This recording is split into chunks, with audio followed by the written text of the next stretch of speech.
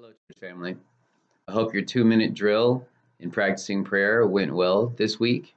This week, we're adding a new section to our practice of prayer, and that has to do with silence. So, communication is a two-way street.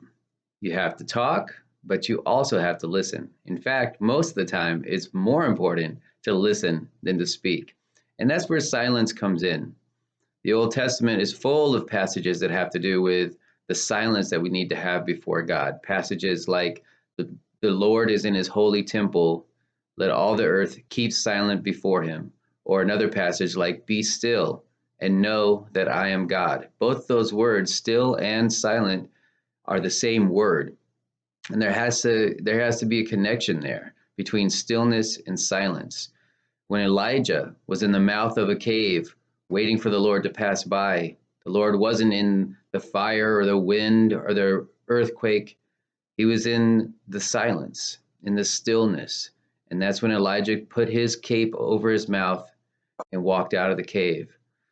That's what we're talking about today, is this idea of silence. Silence before the Lord, a stillness before the Lord that leads to a listening, an ability perhaps to hear the voice of the Lord in the midst of all the chaos that surrounds us.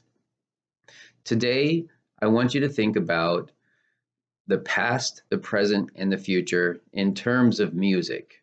So if you think about music, music is sound.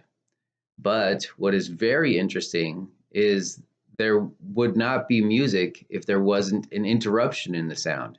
In other words, if there wasn't a pause, if there wasn't a stillness, a silence between the notes.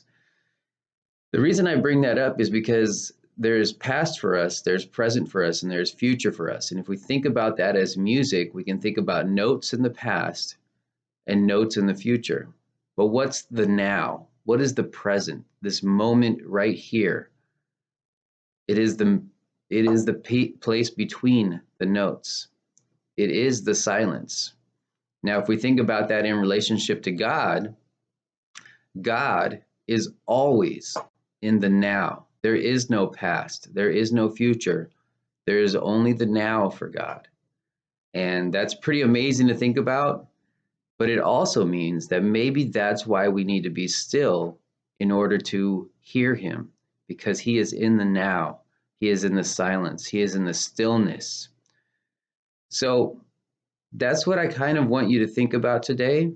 Just meditate on that idea of being in the now, of not worrying about the future, about tomorrow, of not thinking about the past, but just simply being in the moment, in the now, listening for the Lord. Okay, today's practice is 5 minutes of silence. So what I want you to do now is just take 5 minutes and be silent. And in this silence, I don't want you to think about your schedule.